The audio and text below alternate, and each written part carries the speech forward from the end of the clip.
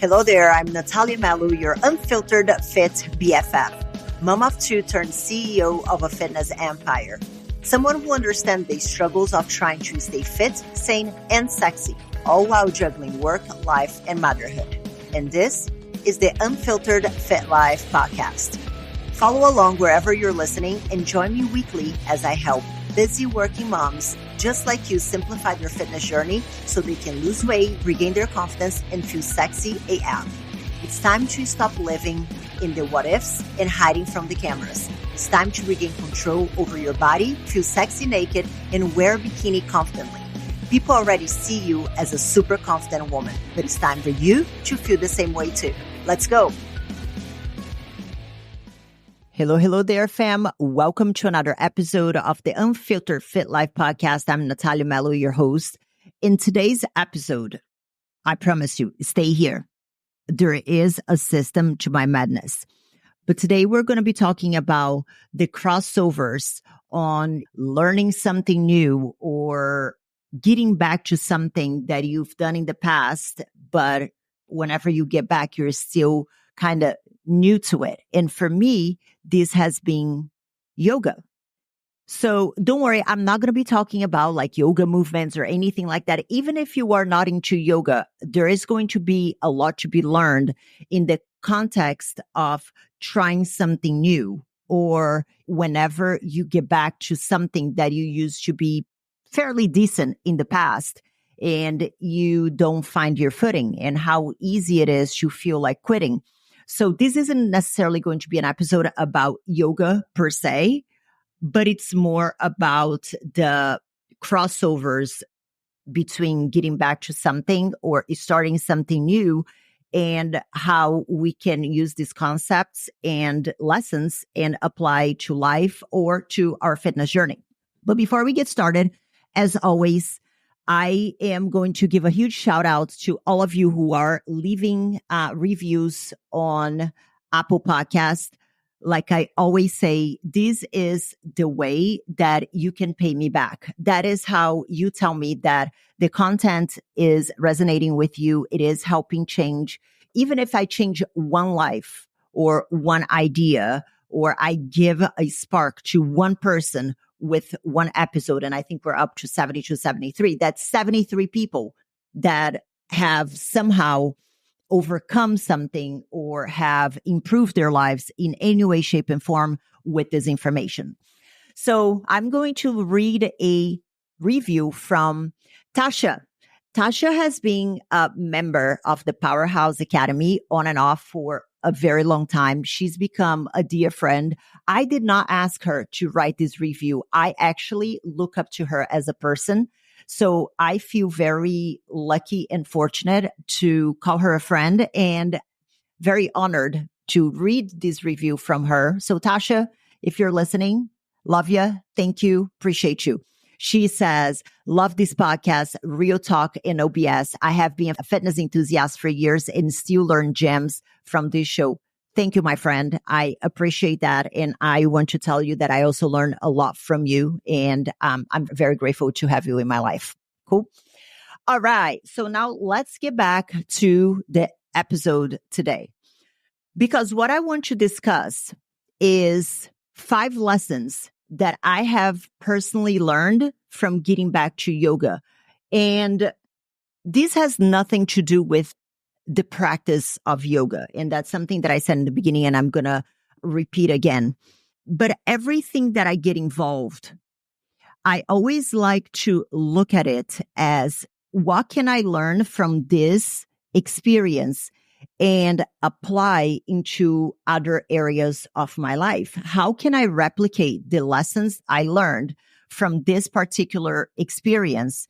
And I can kind of duplicate that in business, in personal life, in leading my team, in coaching, in dealing with people. And I think that this has been one of the best lessons as a whole, being able to make these connections that has allowed me to make a smooth transition from competing at a very high level at the Olympia and winning the Olympia, and use the concepts that I learned, like resilience, discipline, keep on showing up. And if you put in the work, the results will come. It might not come on the time that you want or that you expect, but when the time is right, things will come. So learning those things and building the foundation to get used to becoming comfortable with being uncomfortable from competing in the fitness context, it has allowed me to succeed in other areas of life because I have been able to carry over those concepts from fitness. And that's why I'm so incredibly passionate about fitness, because I always joke saying that the weight room is a controlled version of life. If you think about it, you go to the gym and you're trying to lift heavier weights. You fail. Then you go home, you kind of like, oh, damn, like I'll go back and try again tomorrow. And you keep on trying until you're able to lift that weight. That is literally concepts that we can bring to real life and apply. But for some reason, a lot of people are not able to make that connection that if you look in the gym, you don't succeed at everything every single time that you go in the gym. So if you become comfortable with failing and getting up again and trying again until you succeed, if you're able to apply that into life, you are going to be incredibly successful with whatever it is that you decide to do, the resilience and all of that. So now as I get back into yoga, and just a little bit of a backstory, I've been practicing yoga, and I know that I'm not your typical I'm a bit too hyper to be someone that people look at me and be like, oh yeah, you totally fit the bill for a yogi. I don't. I'm well aware of it. Self-awareness is a beautiful thing. And I like to tell myself that I possess self-awareness. It's broken at times. I struggle to read the room at times, but for the most part, I like to believe that I am fairly self-aware. I digress. So I've been practicing yoga for about 15 years on and off. And I did a lot of hot yoga whenever I was prepping for shows back in the day. It was very good for me. It helped me calm. And I liked being in the hotter room. I felt challenged. And whenever I moved to Ireland, I didn't find any studio that I felt challenged and that I enjoyed, and everywhere was very cold. So I was like, yeah, I'm not about this life. So I didn't do yoga for the time that I lived there, which was about 5 years. I tried pregnancy yoga and I was bored out of my skull. Not for me. It might be for some people. It wasn't my jam. Anyway, so we moved to Texas. And then after a little bit, I was like, you know what? I really want to get back into doing yoga. My gym had amazing classes, and then I kept on doing it for several years, a few times a week. And then the pandemic came. And whenever we went back to the gym, the schedules changed a little bit. I kept on trying different classes, got back into a class here and there, but it wasn't in the same consistency that I had been before. I kept on going, but it wasn't like on my schedule as it had been. And there were a lot of changes with instructors that I didn't enjoy the classes. And in more recent times, I started to do a little bit of a self-analysis, which again, I encourage everybody to do. And whenever you look back at life, one thing that I like to do is look back and be like, okay, what were the things that I was doing from a mental health standpoint and from a well-being standpoint and from just feeling lighter? What was I doing whenever I felt my best? And yoga kept on coming back up. And I was like, you know what? I have access to it in the gym that I go to. And I kept on trying different classes. I couldn't enjoy any of the classes. It's almost like I just couldn't find the right instructor. I couldn't find the person that I jived with. And this was kind of my first lesson that I think we can all learn from yoga and apply to life. You will always have bad experiences, bad coaches, bad guides, bad mentors. Like I scheduled so many different classes at so many different times. And it's not, maybe those people weren't bad, but they just weren't for me, the different classes that I was trying. And then eventually I found this one instructor who was incredible. She understood how important certain things were for me. And she was, I think, like the 6th or 7th yoga class that I was trying. So the first lesson here is that you always have bad experiences, bad coaches, bad guides, bad mentors. But giving up because of the bad experiences won't make the process or won't make finding the right person, won't make the process any faster. If you stop looking, you won't find it. So you have to keep on trying until you find who the right person for you is. Does that mean that you might, spend a little bit more money than you'd like to? Yes. I tried all the instructors like that I thought in my gym, and the times didn't align with the instructors that I enjoyed. And then I went to a studio that I had to pay extra. And then I paid for one class, and then I paid for another class. And then it has cost me money. But if you weren't for me being willing to invest, to try and find my person, I would still be blaming the universe. See, there's nothing out there for me. Well, but how are you going to know if there is something out there for you if you're not actively trying to find? And I find that a lot of people do that with fitness coaches. And listen, I've had my fair share of shitty fitness coaches. Okay. You guys know the story. If you don't, go back to the first few episodes. I'll link them in the show notes where I tell you about my experience whenever I was competing and the kind of coaches that I had at the time. I've wasted money on bad business coaches. I've wasted a shit ton of money in bad fitness coaches. It is part of the process. And I wish I had a better answer to give you in oh, no, that first time, but it's not how it happens. So the number one lesson that was just a good refresher for me is that you're always going to experience bad coaching, bad guides, bad mentors, bad whatever. But just throwing your hands up in the air and saying oh, because my last mentor sucked, therefore I'm not going to try something else. It is going to keep you stuck where you're at. You need to be willing to be open-minded and be willing to invest in a different alternative, because the worst case scenario, staying the same if you're unhappy where you are, it's a given. So that was my first lesson. It was just a very good reminder. Then the second lesson that I learned was, some of the classes that I went to, one thing that drove me bananas was how people were being some of the instructors. And again, I hope none of the instructors that I've been to their class are listening to this, because it's just, I think, a matter of, taste on what you're looking for at that time. So nothing, no personal. But there were a lot of things that it was just this over complication of the sequences. And the next thing you know, I was looking like a bad formed pretzel, and I felt so confused and mentally exhausted that it wasn't what I was there for. I wasn't there to feel mentally exhausted because I couldn't go from pose to pose. I just wanted to feel challenged. And which is going to bring me to my next lesson, which is about the importance of the basics.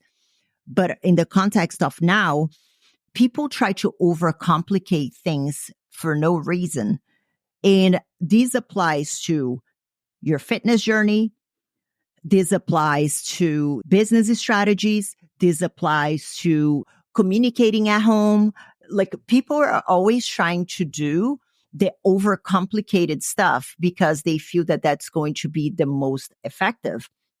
And one thing that I'm realizing, the older I get and the more experiencing life, fitness, different things that I try presenting in business and coaching, is that just because something is complicated, it does not mean that it is better. And in fitness, I see a lot of times people chasing the complicated because they think that is going to be superior.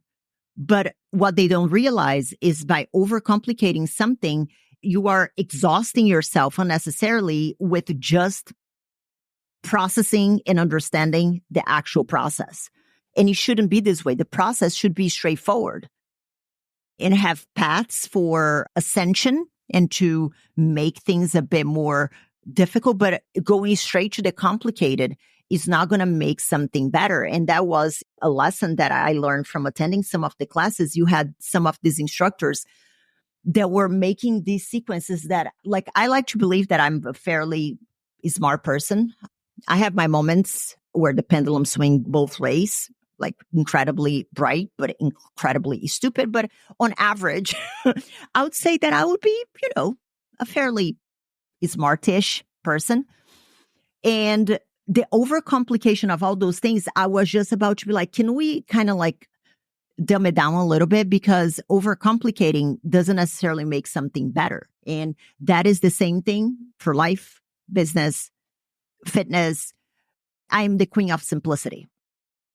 You can listen to some of the interviews that I've done with members of the Powerhouse Academy. There was one specifically with Valerie. I think there were other members, but I remember Valerie's interview very vividly, that whenever I asked her about what was one of the things that caught her attention whenever she joined and received her plan in the Powerhouse Academy, the first thing that she said was like, I couldn't believe how simple it was. I didn't think that it was going to work because it was so simple. And she's had the best results that she's ever had compared to any other fitness program that she's done.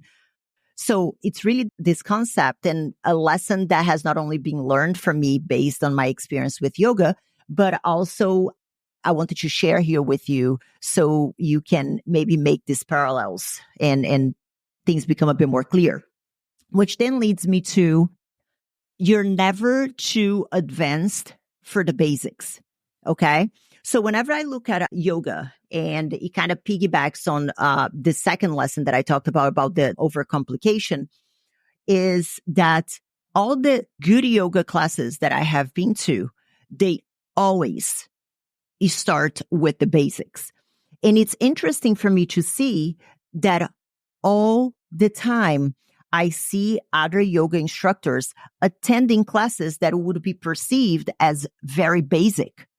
I see a lot of yoga instructors that already have like a zillion hours teaching yoga, who are in the quote unquote basic classes, doing the basic things and mastering the basic things.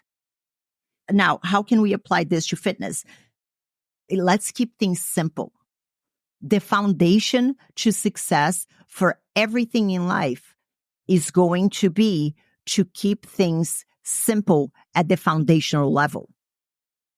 Now I'm going to talk a little bit more fitness. People are asking me about carb cycling and 50 grams of carbs, and the next day is 120 grams of carbs and blah, blah, blah. But if you're eating 3,000 calories and you're not focusing on the basics, aka your caloric intake, it doesn't matter if you are carb cycling or fasting or whatever the fuck you want to do. The basics, which is your caloric consumption, it's still not aligned. So you can carb cycle and, and I'm going to take that supplement that is going to help me change things at a cellular level and blah, blah, blah. But if you are significantly overweight, and, me here assuming that your goal is fat loss, the best way to improve things at a cellular level is to bring your body weight to a place where it's healthier. And that is going to happen with the absolute basics. I wish that I had some like magic miracle idea. I would be rich as fuck, but there is nothing magic about mastering the basics. And then we'll have people, they're like, oh, because my exercise routine is too basic. Because it's squats, lunges, deadlifts, right? You can still challenge yourself with the basics. There are a lot of ascensions that you can make by starting with the basics. And that was one of the things that I noticed with yoga, is that every movement has an ascension, but it all starts with a very basic movement. If you do not master the very basic, if you're not chef's kiss at the very basic, it doesn't matter how many cues, how many steps, how many detailed explanation the instructor gives me. I'm still going to suck at the advanced version and at the basic version. So You have to build a foundation regardless of how advanced you are. You have to continuously build the foundation on the basics before you're looking for the advanced shit. Because even when you're advanced, you still have to go back to the basics and refresh that foundation. And that's the same thing with life, with business, with your career. You know what? Sometimes the basics are going to be boring as shit, but you need to get used to being bored. And I think that we're living in a society now that everybody wants to be entertained because of social media, because of this, because of that, whatever that is. And people are not learning and they are not making themselves feel comfortable with the boredom of the basics. There are ways for you to kind of quote unquote entertain yourself and create novelty without running away from like the building blocks of mastering the basics. It does not matter how much experience you have. You are never too advanced for the basics. And that is one thing that pisses me off when I'm talking with someone and they're like, oh my God, I've been doing Beachbody for like 3 years. This is just like too basic for me. And I'm like, oh, that's cute. I've been lifting for 26 years. And I'm still doing the good old squats. I'm still doing the good old deadlifts. You see what I'm saying? So don't ever look at yourself as too advanced for the basics, because the basics will always be the foundation for you to master what is next, which then brings me to my next point. So lesson number 1, you always have bad experiences with bad coaches, bad guides, bad mentors, but giving up won't speed up the process. Lesson number 2 is overcomplicating for no reason will leave you confused and exhausted for the wrong reasons. Lesson number 3, you're never advanced for the basics, ever. If you get distracted from building that foundation, the foundation is going to make your whole project, whatever that is, crumble because you're not building a solid foundation. And I'm going to add one more thing here. It's like trying to learn the mechanics of sprinting when you're still crawling. It's not going to work. And then lesson number 4 is it is very important to have a clear path to what is next in the sense of how can I get better? What am I working towards?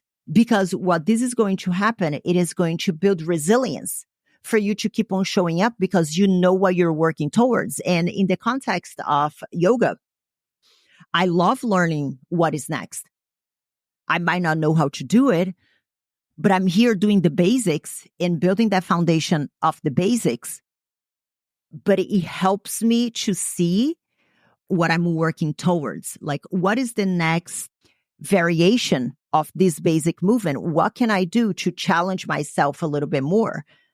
And I'm going to do it today. And I'm recording this because I had yoga this morning and it kind of like clicked it for me. It's like I was in yoga today and I was doing some things and I fell on my butt about 500 times. I sucked at the movement that I was trying to do. But this gives me a clear path on what I have to work next, what I have to get better at.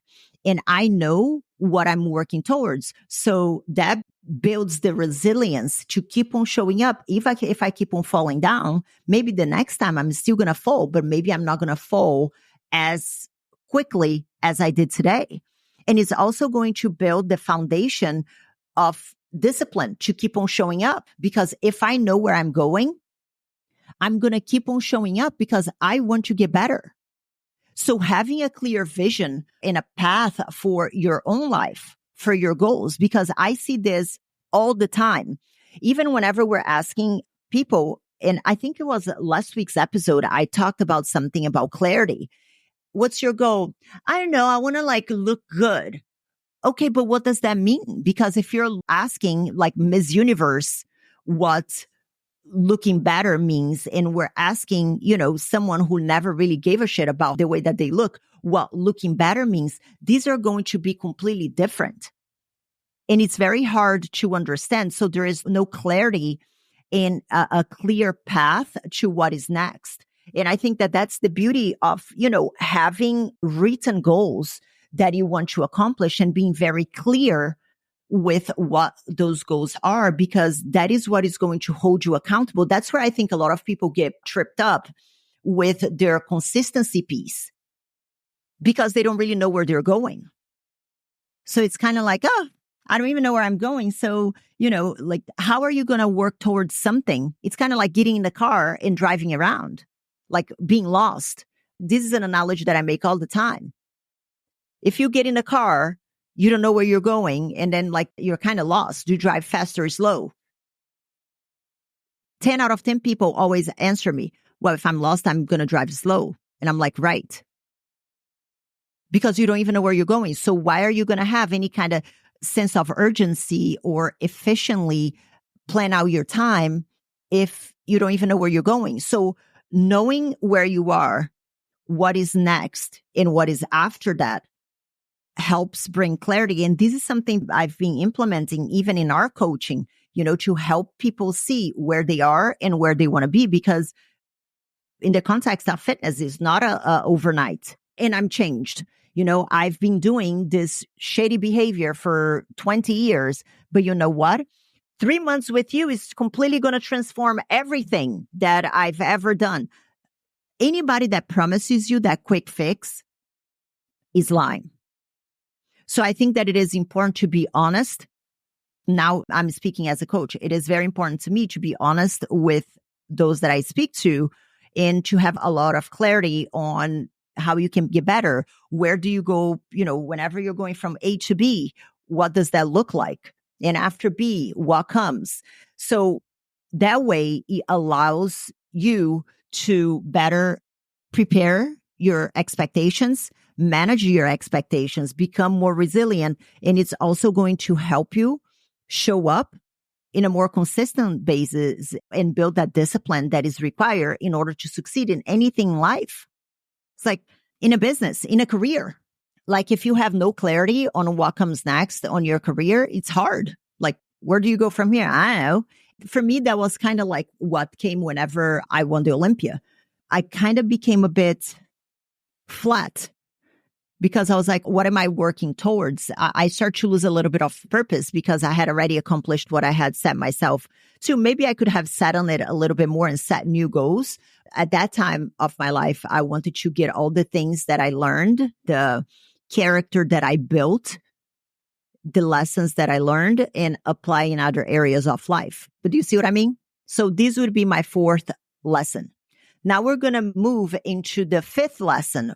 I left it for last because I think that it is missing in a lot of relationships.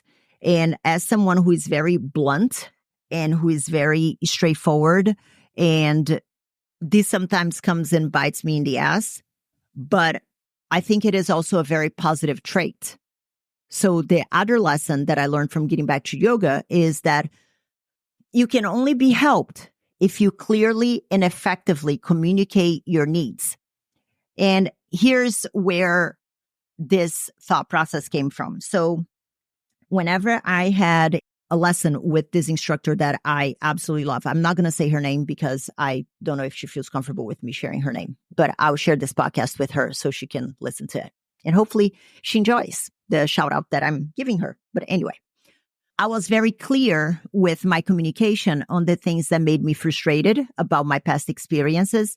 I was very clear and transparent with my communication on what my expectations were, what I wanted to accomplish, where I was, where I wanted to go.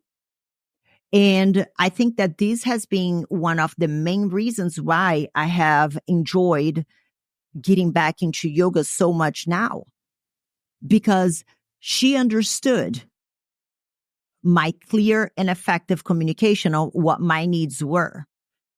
And she's able to deliver on those things that I voiced very clearly, very effectively. Some people might say a bit too harshly, but I understand that sometimes it is necessary to dance around and be a bit more easy to talking about the problem. That is not how I personally communicate.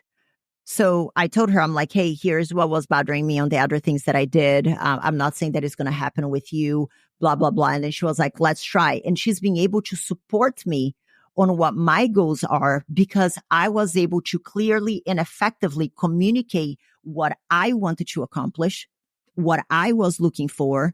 And maybe if she couldn't help me with that, or if I was having, unrealistic expectations on my needs, she would be able to tell me that. And I think that that is one of the things that is missing a lot, I think, in relationships, in fitness, in marriages, in friendships, in everything. Because I feel like as a society, everybody's constantly feeling an entitlement to be offended, that our communication is becoming very muddy because everyone is always tiptoeing around to make sure that they're not hurting anybody's feelings. And the clarity and effectiveness of our communication is being diluted because people cannot clearly state what they need. And again, I'm not saying that you're going to be a dickhead and an asshole because, hey, it's effective communication. That's not what I'm saying. But I feel like today, everybody's constantly making the choice because here's the thing, and I'm going to go on a tangent here. Oh my God, stay with me. I truly believe that being offended is a choice. It's a choice that you make. If somebody says something and you feel offended, you're making the choice to be offended. Tangent, stay with me. I was watching some comedians doing their sets, and then there is something called a heckler. I didn't even know this was a thing. Like people that got offended and kind of like almost ruined a comedy show because they felt offended by a joke. And it just absolutely blows my mind. Are there maybe some people that say things or make jokes that are maybe inappropriate, and depending on what your unhealed traumas are, you can feel very sensitive about a certain topic or a certain joke? Absolutely. But it isn't other people's responsibility to manage what offends you. And it's not your responsibility to be constantly tiptoeing around, voicing your needs, because someone is always going to be offended. Listen, as someone who is on the internets, there is no winning. Okay. Whatever you say, there is always going to be someone who is going to be offended. That is a fact. So tiptoeing around to not offend anyone is just going to end up making you feel resentful because you're not having your needs met, because you have not been able to properly communicate what you need and what you want. And I see this again in the context of marriage. And again, not marriage advice. I am not a marriage expert. My husband and I have our challenges like any other couple out there. But one thing that I believe that we do very well is properly communicate what our needs are. If something is upsetting me, I'm going to say it. Listen, I don't like this. And, there is also a little bit of the cultural difference in the context of my marriage. My husband is very British and I'm very Latina. So, there is a lot of difference on how we handle emotions and things like that. But that's beside the point. The point is that I speak to women all the time that they're like frustrated that their husbands don't support them more with stuff around the house. Oh, I do everything for everyone and I'm working full time and I'm exhausted. And I'm like, right, get it. Hard work. But have you told your significant other, your partner, that you're struggling? Oh yeah, I told him that I'm struggling. And I'm like, right. And what came after that? Well, he should know what to do. Well, but he kind of doesn't though, because I don't think any of us have a, crystal ball to read people's minds. So how can your partner better support you? What are the areas of your life that if he stepped in would make it easier? I don't know, maybe, hey, I would like you to make dinner twice a week. And I'll make dinner for the other, 3 times, 4 times of the week. But these 3 days I would like to take to go work out. And while you cook dinner, I get a workout in the garage and everybody's happy. I promise you, if you're not married to an asshole, he's going to have no problems whatsoever. But expecting him to read your mind and assume that he should know what your needs are if you have not voiced what your needs are in a clear and effective manner, it's a recipe for disaster. And that's kind of one of the lessons that I learned from, getting back into yoga and being able to properly communicate with this instructor that has been amazing. I actually told her today that she has helped me truly enjoy yoga again. And she gave me a big hug and she was like the sweetest person ever. But this was only possible because I was able to clearly and effectively communicate what I needed and what my expectations were. And here's the thing. Not everybody is going to meet your expectations. Not everybody is going to accept the things that you want. And that's okay. It's not everybody's job to accommodate to you. It is much worse to live on that resentment where you are having a certain expectation from something and the person is doing everything that they can, thinking that they're meeting all the expectations, and everybody's feeling unfulfilled and unhappy because there hasn't been a proper communication on expectations on what you want and what the person can give. You see what I'm saying? So clear and effective communication is going to be one of the best tools that you can have, but you also need to be very comfortable with people maybe saying, nope, setting their own boundaries, and that's okay. And also getting used to, you also need to accept that some people might choose to be offended. But like I said, being offended is a choice. I have to check myself sometimes if I see something on the internet and I'm like, oh my God, I feel myself having strong feelings. It's a very good opportunity to check in with self. Why am I feeling like triggered by this? Is it because of some kind of trauma that I have? And, I know that I'm using a bunch of buzzwords like trauma and triggered and all of that kind of stuff, but it's true. Okay, am I feeling a certain way about this conversation or this that the person said because of traumas that I carry that I haven't properly addressed and that I need to address because it ain't anybody's problems to deal with my unresolved traumas. It is not anybody's job to deal with your unresolved traumas. And expecting people to walk around in their life, tiptoeing around, saying the things that they want to say, they're going to improve how communication is had, is unfair. And we can see this in the society that we live today, where everybody is offended about everything that you say. So these were my 5 lessons that I've learned from getting back to yoga. Quick recap before we wrap up today. 1, you always have bad experiences, bad coaches, bad guides, bad mentors. It just is. Probably going to waste a ton of money. You just have to accept, because here's the thing. Giving up because of that bad experience or a couple bad experiences will not make the process any faster. Time is going to pass regardless. You can choose to pass that time being stuck where you are or doing something different. Overcomplication for no reason will leave people confused and exhausted for the wrong reason. Overcomplicating shit that doesn't need to be overcomplicated. It's mentally draining, it's emotionally draining, it's physically draining, and it's a recipe to keep on failing. Because why are you going to complicate something? I'm the queen of simplicity. I like shit to be simple. 3rd, you're never too advanced for the basics.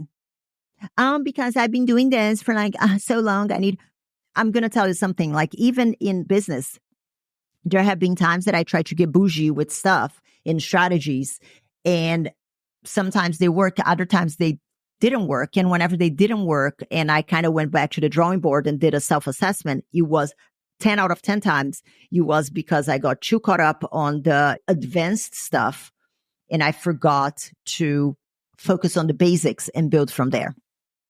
Lesson number 4, it is important to have a clear path to what is next. How can I get better? What am I working towards? This is going to build resilience, it's going to build discipline, and it's also going to light that fire to know that you are working towards something. But you have to have that vision. Nobody can have that vision for you. And then last but not least, the 5th lesson is that you can only be helped if you clearly and effectively communicate your needs. Ain't nobody's job to read minds. If you're not telling people what you want and what you expect, you're going to have to accept whatever it is that people give you. Because if you're not telling people what you want and what you need, then there is just going to build so much resentment. And I hate living in resentment. Like, that's my personal opinion. I hate living in resentment. On the same token, by being clear and effective, you're also going to have to accept that some people are going to make the choice to be offended or to feel hurt or to whatever it is. Again, I'm not saying that you're going to walk around being a dick to everybody because, oh, it's my clear and effective communication. No, that's not what I'm saying. You still have to be a solid, decent human being, but nobody can read your mind on what your expectations are if you don't voice them in a kind, clear, and effective way. Cool? So this is it for today, guys. Thank you so much for listening. I hope this was helpful. Today, we are on day 2 of a 3-day mini course that I'm doing on how to lose 18 pounds by Christmas without giving up carbs and without giving up wine. Solid. And yes, it is very much possible. And I'm going to show you exactly how. So there is still time to sign up here on the link below in the descriptions. And you're going to get day 2, and you're also going to be receiving the replay from day 1. This is if you are listening to this podcast the day that it came out. If you want to have more information on the next live training that we are going to be doing, follow me on the grams. That's normally where I announce it. And if we have, it's not guaranteed, if we have a replay for this specific 3-day course, sometimes I do it, sometimes I don't. So don't get too excited. Send me a message on Instagram asking for the 3-day course replay, and I'll let you know if we have that replay or not. Cool? If not, then you're going to have to wait for the next one. Awesome, guys. Thank you so much for listening, and I'll see you next week. Adios. Bye. Thank you so much for tuning in this week. But let me ask you, what was your aha moment in today's episode? I would love to know.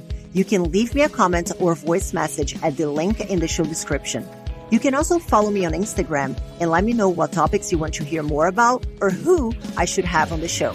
As for today, this is it for today, guys. I'll see you back next week for another episode of the Unfiltered Fit Life podcast.